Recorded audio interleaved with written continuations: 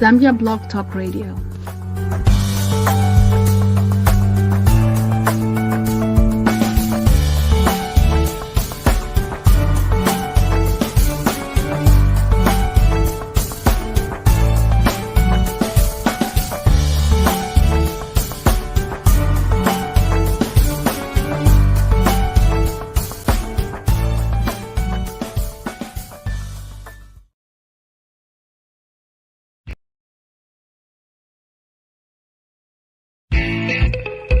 Do you want to promote your business on Zambia Blog Talk Radio? Yes, that's right. Live on Zambia Blog Talk Radio. To book your spot, just make a donation by picking from the following categories. To get started, just call or WhatsApp the number on the screen and you'll be good to go. Live on Zambia Blog Talk Radio every Saturday for 1 full month. And it will stay on the recorded shows.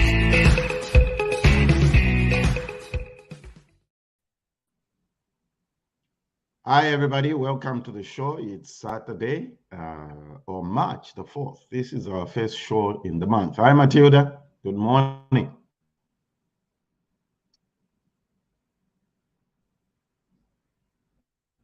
Matilda.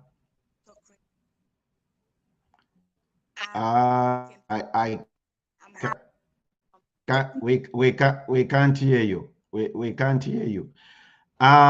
Today, we are excited that you chose to spend your weekend with us. Those of you that are joining us, please let us know from which part of the world that you are watching us from. Good morning, America. Good afternoon, Zambia.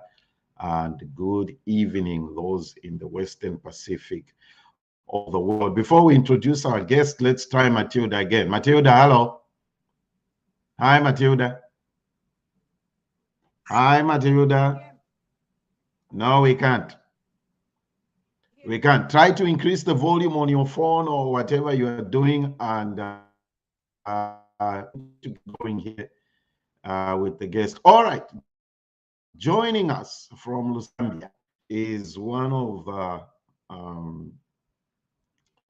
an interesting, I would say, an interesting guest. I think she doesn't hold back on what she excited this morning, this afternoon, to have Theo Malambo to join us from Lusaka, Zambia. She's a human rights defender and activist, and we are discussing.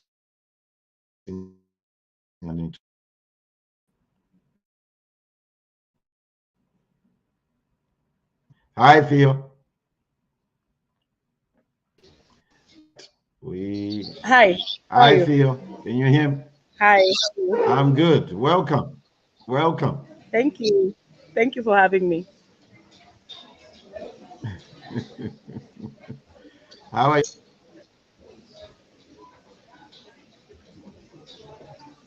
You all right? Yes, I'm very fine. A bit tired. I was attending the women's march, the annual women's march in the morning till afternoon, but I'm fine.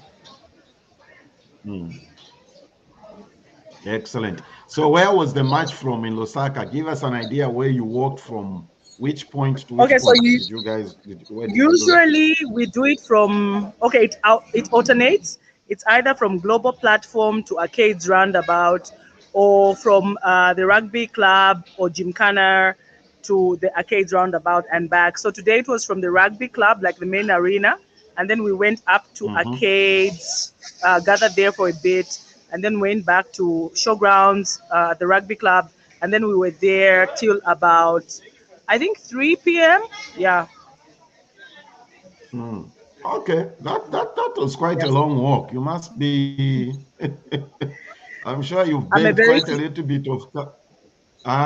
I think I'm a fit person, and I was looking forward to the match because I didn't attend last year's. So yeah. Okay, excellent. All right. Our topic today is teen pregnancy and early childhood. My first question to you will be, you are a human rights defender and activist. Why is this subject so close to your heart and dear to you? Okay, so my activism in every space I am, and I'm asked about my activism or who I am. I talk about how Mm, my activism stems from my lived realities. My activism was not taught because some people go to school to be taught how to be activists or whatever, or they are trained or mentored. But my activism stems from my lived realities. So I mm, was a teen bride, I was a teen mom, and by then I knew it was wrong, but because of tradition and culture, um, I really I really didn't have all the information. But later, when I mhm. grew up and I found that this is wrong, these are crimes, I think I joined the bandwagon of feminist activists. And because of everything that I had gone through, I didn't want any other child out there going through my experience.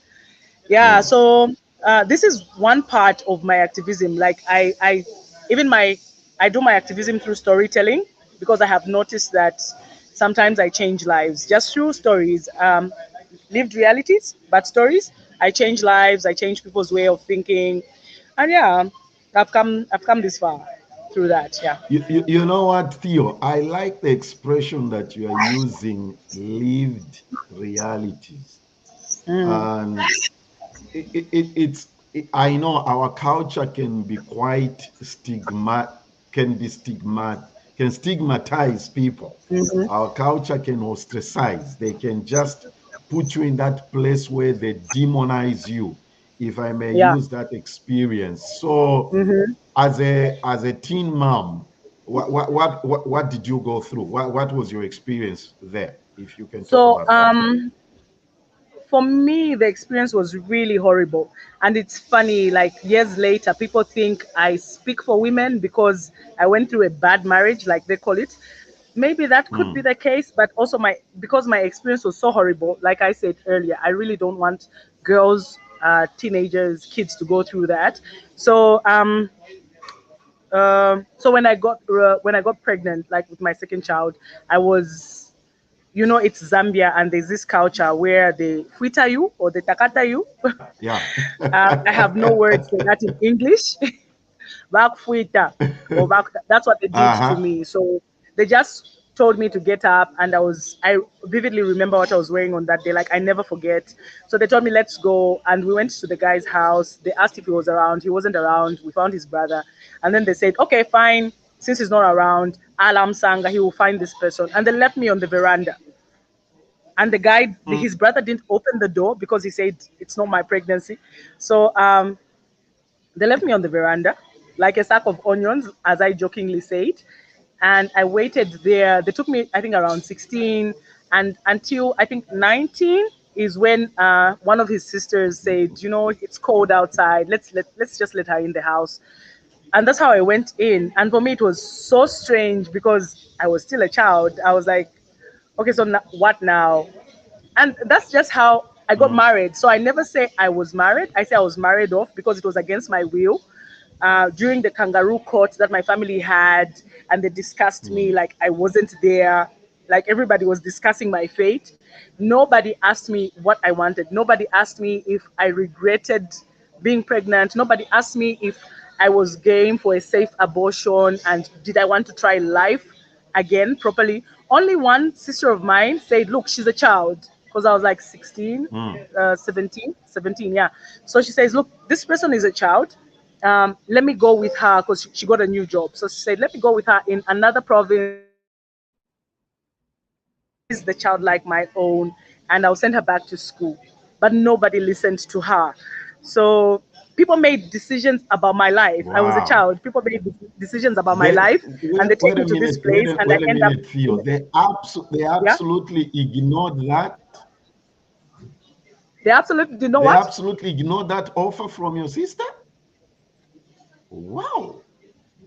None. And for me, that was my first vision of a feminist.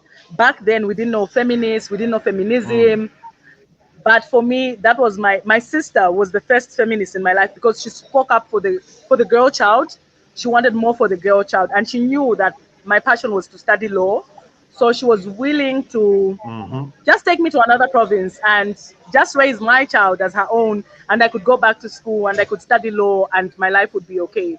But they didn't listen to her, so they took me there, and that was the beginning of a very, very abusive marriage. Like, I was a child and I was in a marriage with somebody who was 11 years older than me. So the codes, the shorts. I was living in their house. I had no financial independence. I was a child, basically. I had no financial Yeah. independence. I had nowhere to go. So, so I'm left there, and suddenly I'm a married woman, and I'm 17. At 17.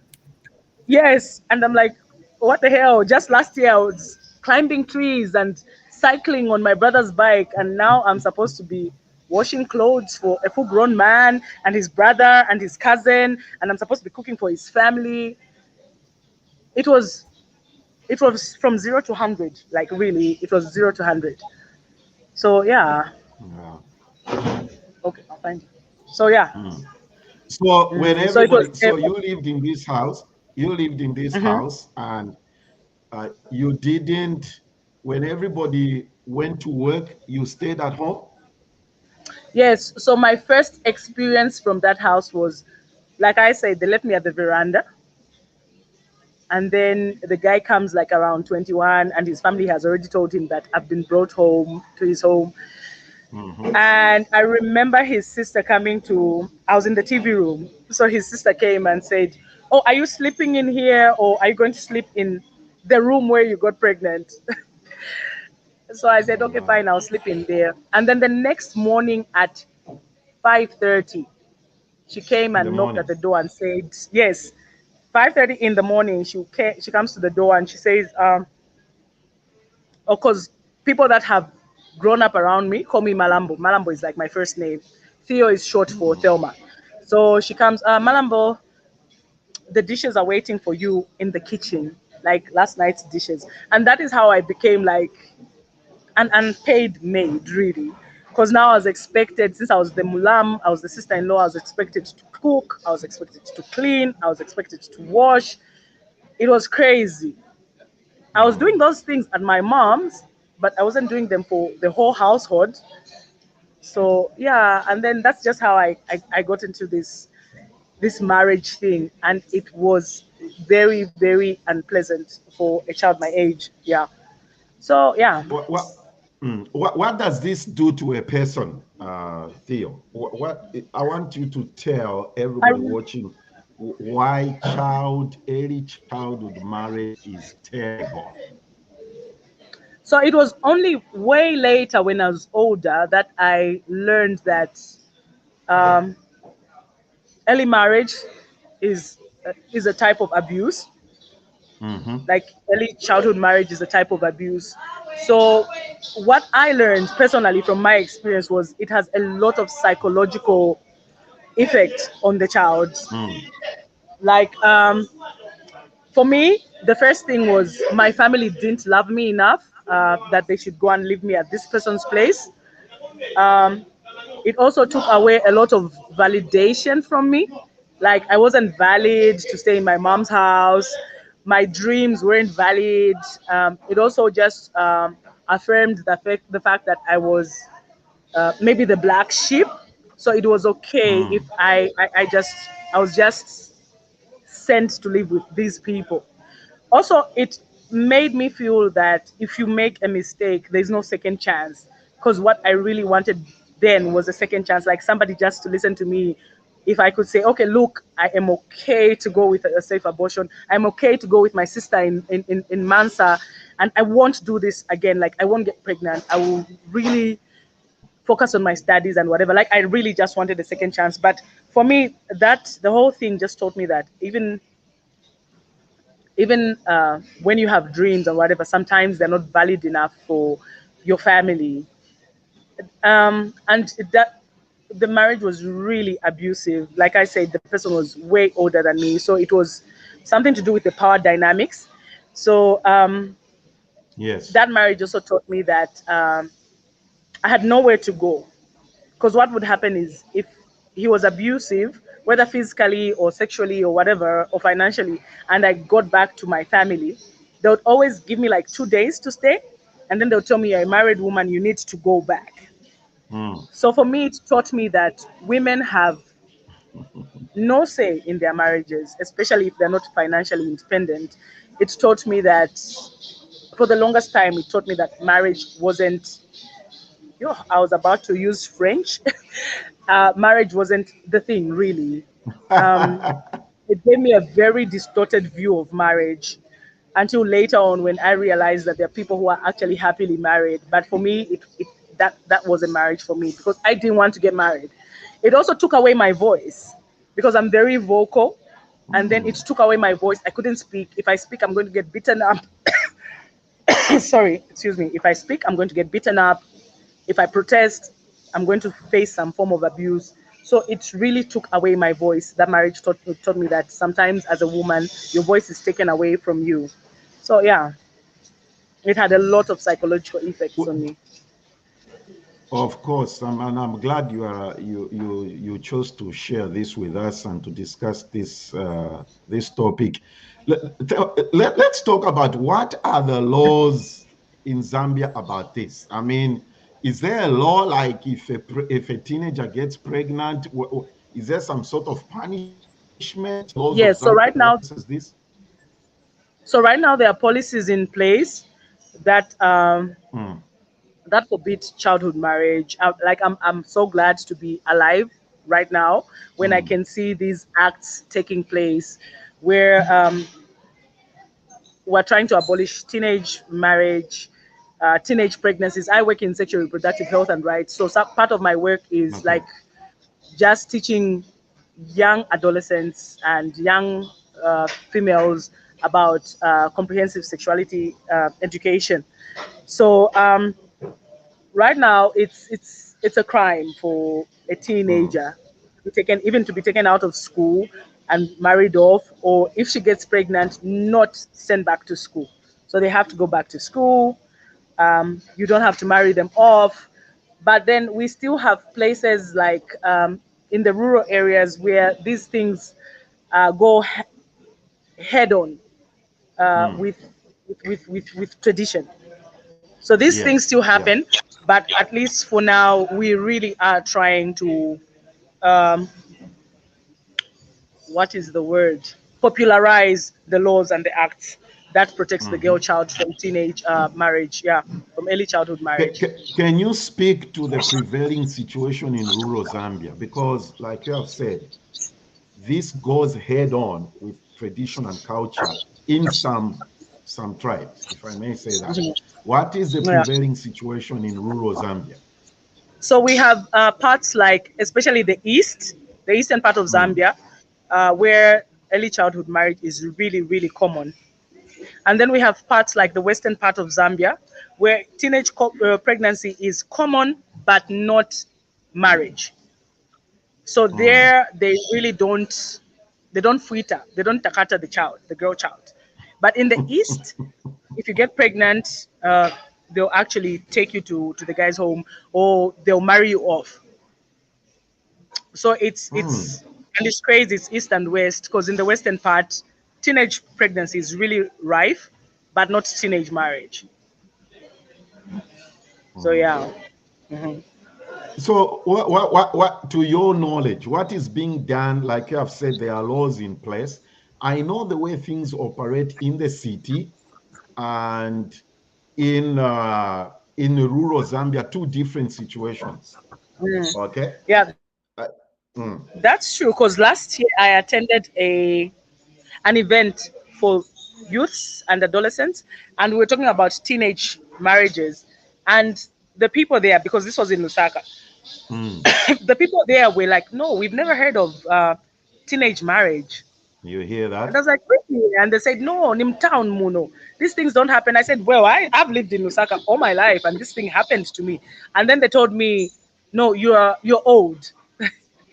You're Oh, old. So this wow. thing used to happen back then. It doesn't happen Back now. then, in the But yes, ancient but I days, eh? do know that some people will follow tradition and will go with this.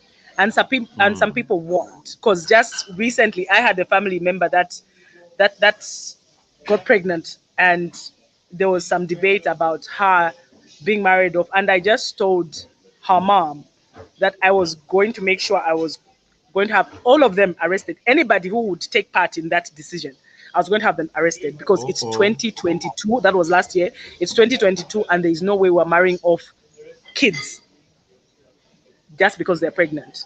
Kids make mistakes, kids do adult things, but kids should be put on the You are right path. very you know how to create enemies in the family, right? Oh no, that's fine. I wasn't born to be liked. I was born to make a Huh? change. I wasn't born to be liked. I was born to make a change. I So like yeah. that. I like that. Hi, Matilda. Can you hear us now? Are you following? I'm following. Hello, everyone. I hope you can hear me Hey, too. I Matilda. apologize for the lighting, but I hope you can hear me more than you can see me. So I've been following Yeah, what you're we can. saying. We can. Okay, great. And just on the tail end of it, um, research would show that a lot of teens who would get pregnant early or teenage pregnancies would have been a result of lack of exposure or being not well educated, or they come from poor families and so on.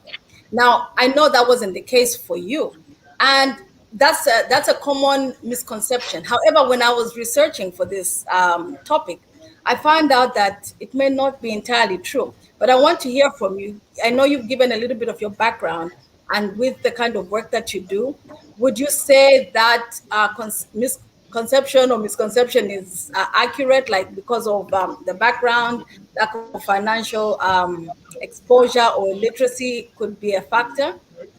Yes, actually, I do believe it's a huge contribution, because some of the people we work with are from rural areas, and you find that because of even period poverty, really will affect a child so bad that they end up pregnant. Then there's also the fact that maybe you are going to be the way out of your family's poverty. If you, well, clearly, if you've heard the Chandana K song, the Lewa song, that says you can make a difference in your family's life just by being a beautiful girl and whatever. So that also just intensifies the message that as a girl child, you can take your family out of poverty. So it really is true. And when you say it was different for me, to this day, I say if I had had the SRHR information that I have right now back then, Can you maybe break my down that so what that does that section mean? is health and rights. That is everything to do with your reproductive health, everything to do with your bodily autonomy, like decisions to make about your body, whether when to have sex, when not to have sex, safe abortion, access to safe abortion, and information. Also, um, even access to all this information about period poverty and what you can do. But back then we didn't have all this. So I do say that part of my going out there and getting into my mess was the fact that I didn't have all this information, and also the fact that I really felt like invalidated at home. So I went out there and tried to seek validation from other people. And this is why I say you should really, really love your children at first before you love yourself. I think she's frozen. Okay. Let's try to see if we can reboot this and if she'll be. All Sorry, I right. received. Yeah. Sorry, I received the call. Wow. And Yeah. Nathan, from I know I've missed some of it, but just a little bit that I've been able to hear. This is a very, very interesting subject. What do you think? Yeah, it is. I mean, we need to get to the bottom of it. You are good, Fiona. We're good. We're good. Yeah. Go ahead, Matilda, and a follow-up Okay. question on that. Yes. So with that, another thing that I didn't realize, I mean, we see it every day, but I didn't realize that we have what we call working teens. So at first it kind of confused me, like working teens. So apparently working teens are more likely to get pregnant or get married early. And so these are the kids who are helping out in the household, selling things, just helping out, whether it's side hustle or marketeers or so on. In your field of work, can you speak about that a little bit more? Is that the case? Yeah, because I think the fact is, if you're a working teen Mm-hmm. and you're the breadwinner, you might find other avenues of getting money into your family. So you actually feel or think that if you get married, then you'll be able to help your family way better. Right. I want to read a comment here that Gregory Mwanza has posted here from Facebook. For Facebook and YouTube listeners, thank you for joining in. Gregory says the educated, especially women, must be voicing on breaking down these archaic practices. Azimai, who are in towns and cities, need to be in the forefront tackling these hideous practices. So I believe he was responding to something you were talking about earlier, Thelma. I think you're giving us a bit of your background, and your story is very, very interesting. I think I'd want to say the viewers would like to hear a bit more about some of the things that you went through. So you were explaining about what you went through early. You were forced into this marriage that you were not even ready for. Could you just pick it up from there? Yeah, so it was for me. It was, I always say, I grew up way too early because of that marriage. And to this day, I have, like, my kids are really are old. Like, people will hear my age and look at my kids and they go like, okay, I thought you were older than this based off my kids' age. But I always tell my kids, like, if I go out and I'm with my friends hanging out at a party or something, I tell them, like, look, I got married when I was really, really early, when I was really, really young. Like, it was really early. So if at this time I want to go out and come back at 3, please allow me, because I should have been doing this when I was 20. And when I was 20, I had, like, how many kids? 3, I think. So Wow. just leave me alone. So you know how we laugh and say, don't skip a stage. So I feel that was my stage that I skipped as a teenager, as an early 20s. I really skipped that. Even my mid 20s, I was going through things that kids these days at 25 or at 23 are not going through. At 23, I was actually a widow. I was sitting in a corner um, as a widow. So it took away my childhood. It took away my part of my youth. It took away my teenagehood. And at that age, I should be going through physical abuse, through sexual abuse, through financial abuse. It was a whole lot on the psyche of a 17-year-old, an 18-year-old, a 19-year-old. It was just a whole lot of trauma. Um, yeah. Wow. By 23, you were a widow. My goodness. Do you mind, well, maybe to be telling of you a little bit of your age? How long were you married before you were widowed? I think about 5 years. Okay. So Yeah. just to take you back a little bit, because I do want to talk, want to get into the early childhood marriage. Back just as we are transit, I know we've talked about the teenage pregnancies. So when I was in school, when you got pregnant, that was it. I think when my mother's generation, if you got a letter from a boy, it might as well have been a pregnancy. You were expelled from school. But I think by Hmm. the time you were coming out of school, you could get pregnant. You could be in a situation where you're pregnant, whatever the circumstances, but allowed to go back to school. Is it? Some people would argue no, they shouldn't be allowed to go back to school. Others will say they should go back to school. For you, since you had experienced that, how was that? How did the other kids treat you? How did you feel being in school So and also? it was crazy because I was still a child and I went Mhm. back to school, and my peers couldn't understand how I was married and I was a child.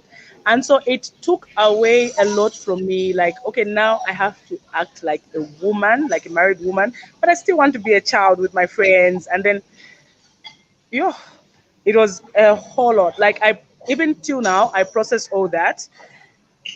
And I understand how sometimes I hang out with people who are way younger than I am, because the people that are my age are maybe married now and are raising their kids. But then I did that when I was a child, and now I'm I'm hanging out with the younger ones who, yeah, who are doing the things that I should have been doing back then. So I really understand myself.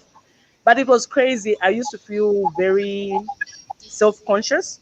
Sometimes I Mm. didn't want to talk about my kids, but because I've always loved my kids, I wanted to talk about my kids. And then I didn't want to talk about how I was married because I wasn't married. I was married off. But then I'm here at school, and these are kids who are talking about how this weekend this will be happening, and I can't go because I'm a married woman. I'm a married child.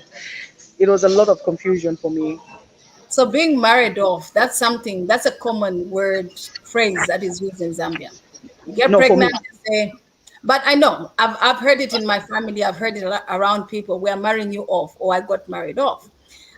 uh, Um, so a girl gets pregnant, and then the family said, like you said, kangaroo court, and they say you have to get married. yeah, As a person who's been, you've experienced it, you're working around different situations. Is that a, the course that people should be taking? Like you no, decided to be an adult or play the adult game, and here you are, so go ahead and get married. no. So this came out like when my first child got pregnant, and then there was another kangaroo court, and it was so deja vu because people wanted to know who got her pregnant and how they should take her to this guy. I just said no. I put my foot down. I said no, my child is not going to go through this what I went through. Again, I want to speak French. Like they're not going to go through this nonsense. If I have to keep them and raise the child, I will. So I'm actually raising my grandchild, and I told my child they can live their life if they want to go back to school, if they want to get a job, but I'm not going to marry them off. They're going to make the decision to get married on their own, because I also noticed that once you do that to a child, you take away their validation, you take away their self-worth, and when you take them to the guy thinks they can do anything they want with the girl because, well, your parents brought you here, your family brought you here, you're like a reject, really. So I didn't want that for my child. Yeah. Okay, so I get. Theo, right, sorry, Matilda, right on Go ahead. that point, I want us to send this message across to everybody watching and listening to this. You've used some very powerful words, if I may categorize them, that no version, no voice, and this uh, how is it important that everybody needs to understand that, especially in families where a child, people make mistakes for crying out loud, okay? People do go through things, they make mistakes. What should families do or a parent do in a situation like that when a child gets I pregnant? think they What's your I advice? think they Based on, the disappointment is there. I'm not going to say you're just going to sit and you're going to understand that a mistake will happen. Even me, I was really mad at my daughter, like really, really mad. I was mad and I was disappointed and I was hurt because she was my first child and I had so much hope for her. But then you need to understand that once you have children, they don't think like you, especially once they become no. teenagers. They are no longer yours. So I was going through a lot of emotions. I was hurt. I was disappointed because I have tried for the longest time to teach my kids life through my lived realities, what I did wrong, where I feel I went wrong, what they can do better in their own lives. And then this child just goes and gets pregnant. So now I had to start understanding why that happened, why they did it, why they allowed it to happen. And then I have to understand that they are still a child and I can't marry them off because they're still a child. They're only 18. Like marriage is for really big people, it's for adults. They don't have the emotional capacity to be in a marriage. They don't have the emotional capacity to take care of a child. No matter how much you tell me that our grandparents had our moms or our parents at 14 or whatever, these people were kids. Like some of these things, you Yeah. need to have the emotional capacity, not only the financial capacity. So I made the decision to raise the child because at this point, I think I do have the emotional capacity to raise a child. I had my kids young. I didn't have it then, but I have the emotional capacity to raise a child. I think I probably can raise the child better than my daughter. So I understand how grandparents raise their first child, their first grandchild, and whatever. And we would always say, oh no, they're really in love with it. But I think they understand that this person is a child and they can't raise the child properly. They're still a child. So let's raise the child for them. So then next, I think we have to ask the person what they want to do with their life. Do they want to get married? Do they want to go back to school? Yes, they might have used a lot of your money. You might have invested, but I think a second chance is it's deserving to all of us. So, for the listening audience, you would be surprised to learn that in the Zambian population, about 31% of women between the ages of 20 and 24 were married before their 18th birthday. This is throughout the Oh, country. wow. That's a staggering figure. Now, in our rural areas, I think you might in your circles, Theo. I'm sure you work with other organizations that help with that deal with such matters. I have come to find out that some children in the rural areas, especially the further out they are, the worse it gets. Where when a girl reaches puberty, the parents are like, we can't afford to feed her, and she just has to get married. So there's a question here: is it illegal to marry a minor? Yes, it is. It's termed as child abuse. Actually, it is. And like I said, if I'd had all this information way back, but I didn't have it, so it's illegal. Yeah. So, Nathan, you'd be interested to know this. In But Kansas how, City, but sorry, yeah. Oh, in go Kansas, ahead, in Mateo. Go Kansas ahead. State, in the state of Kansas, a girl has to be 14 or 15. If her parents say it's okay to get married, it's legal in the state of Kansas to be married at that age, as long Okay. as the parents say okay. But go ahead with your question. The point I wanted to raise, Theo, is that just like anything else in Zambia, we have good laws on the books. Enforcement is the issue.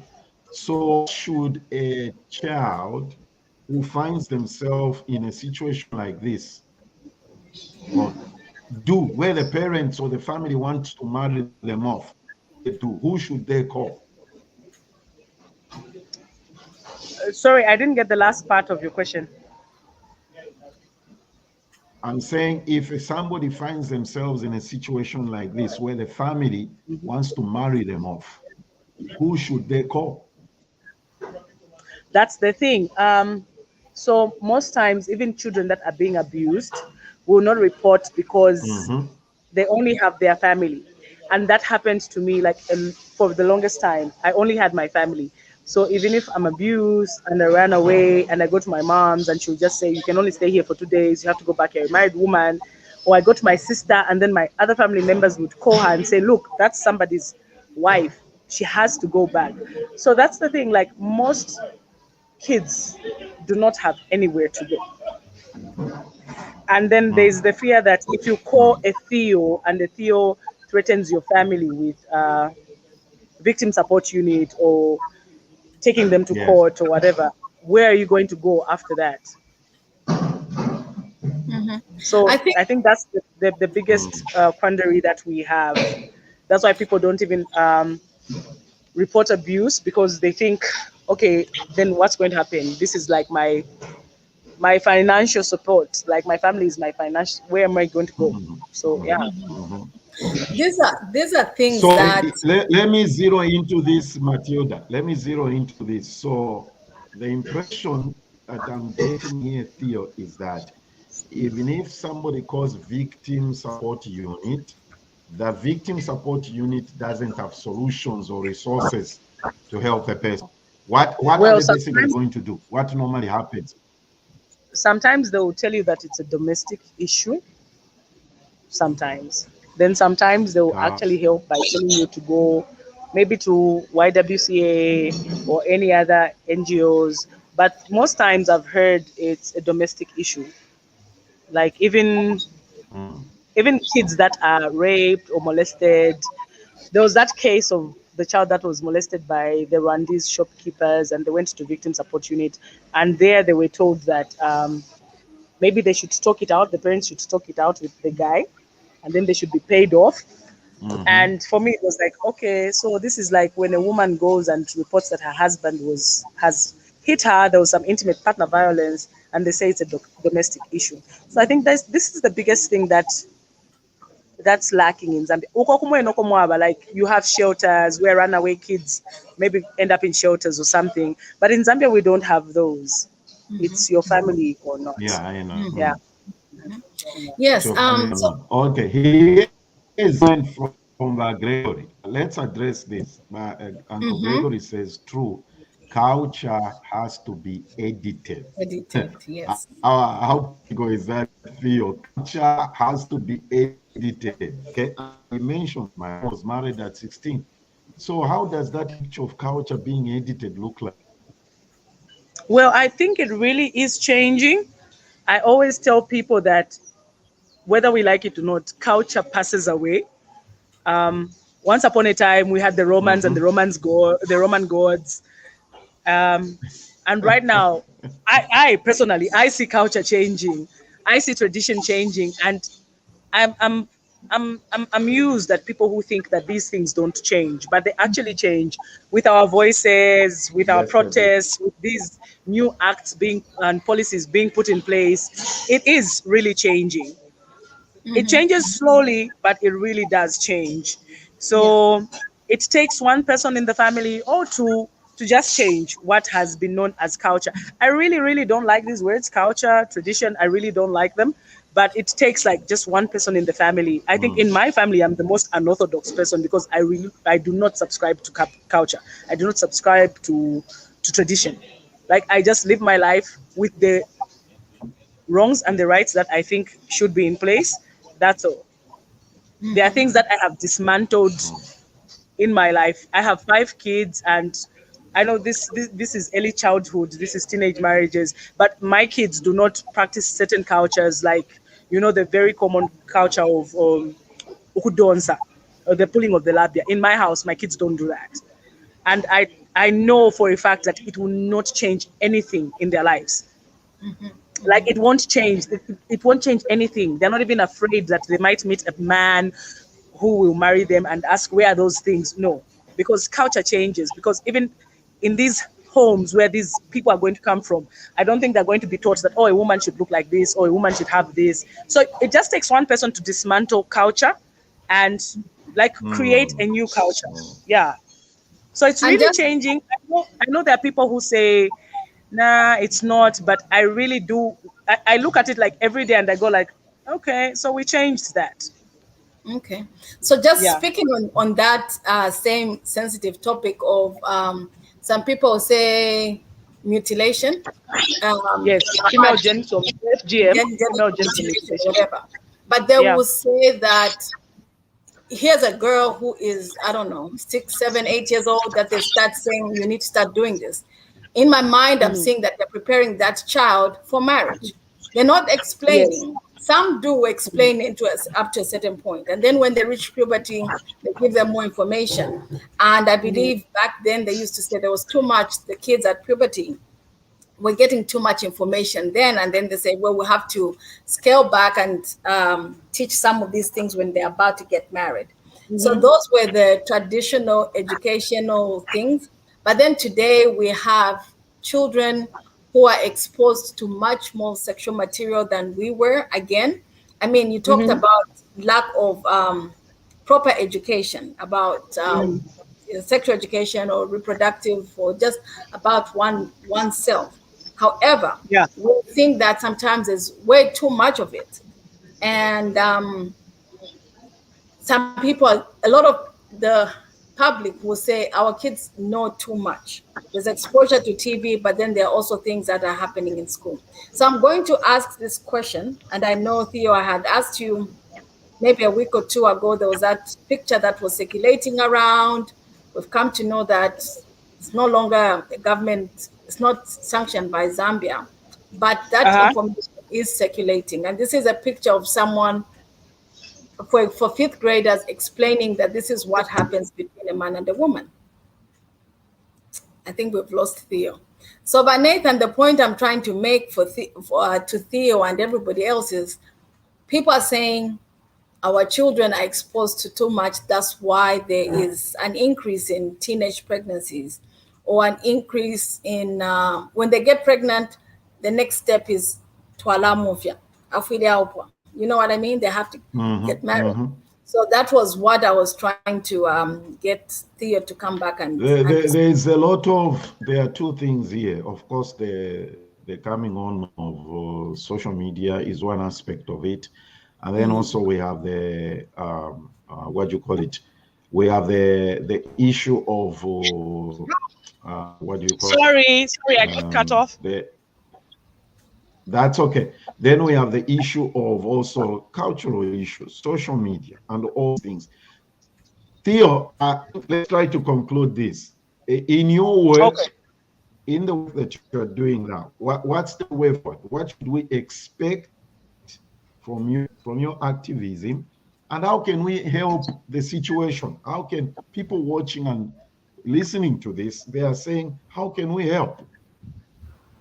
So really, I don't know if Matilda was talking about how she shared something with me, which was not a Zambian book, but it's something to do with sexual, comprehensive sexual education. So I have noticed that in Zambia, people really don't understand comprehensive sexual education. So in Zambia, in the Zambian syllabus, we have infused it in different subjects. It's not like a subject, like you go to school and you learn comprehensive sexual education. So you learn it in social studies, you learn it in science, you learn it in the different subjects. And it's not as explicit as people think it is. But in my work, I advocate for safe abortion. I advocate for family planning for youth, because whether you like it or not, at the end of the day, kids are having sex. So I would rather they are well informed. Prevention is better than cure, as we say. So I advocate for safe abortion, like people to know where to access safe abortion information and services from, because it's actually free and legal in Zambia. For teenagers, I would rather a teenager has a safe abortion and goes back to school and then grows into being an adult and makes the decision about having a child on their own, like an informed decision. So that's some of the work that I do. Even just children keeping safe, like are they being abused, where to report, who's helping them, where can they go. So that's some of the work that I really do, where they can access family planning services. Yeah, that's some. So if we could just learn about comprehensive sexual education and how we can infuse this in our own homes, I think that would really be okay. Yeah, because I'm not. I shouldn't be here. Do we have? Let me speak to this before we have an uproar of safe abortion from people. Don't we have a situation where somebody can have a child and they give up the child for adoption? Do we have those? But people are not adopted in Zambia, really. Do we have that situation? They're not really adopted. Like the adoption centers are really full. And the adoption process in Zambia is extremely difficult. Very lengthy. It's very lengthy. By the time you're adopting, the child is 6 years has passed. But Theo, I know your batteries low, and we are also running close to time. There are two things that I would like to bring you back on.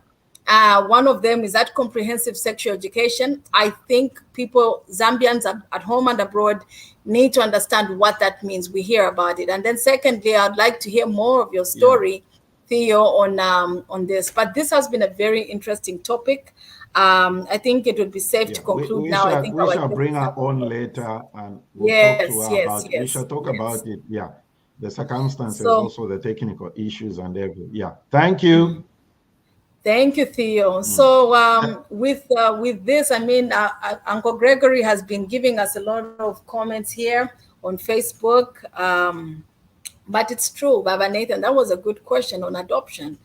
For people, for Zambians who've tried to adopt, you know what's funny is the social services in Zambia will go and look for the relatives of that child. just to kind of prevent adoption. But meanwhile, the child is in an orphanage. When the child wants to be adopted, they don't tababika kwa mano. It's amazing. There has to be a cultural revolution and how these things are addressed, and it's a lot of work, but we understand. Yes. Matilda, thank you, and thank you everybody for watching. Do join us next week for another exciting discussion. Have a great weekend. Thank you. Zambia Blog Talk Radio.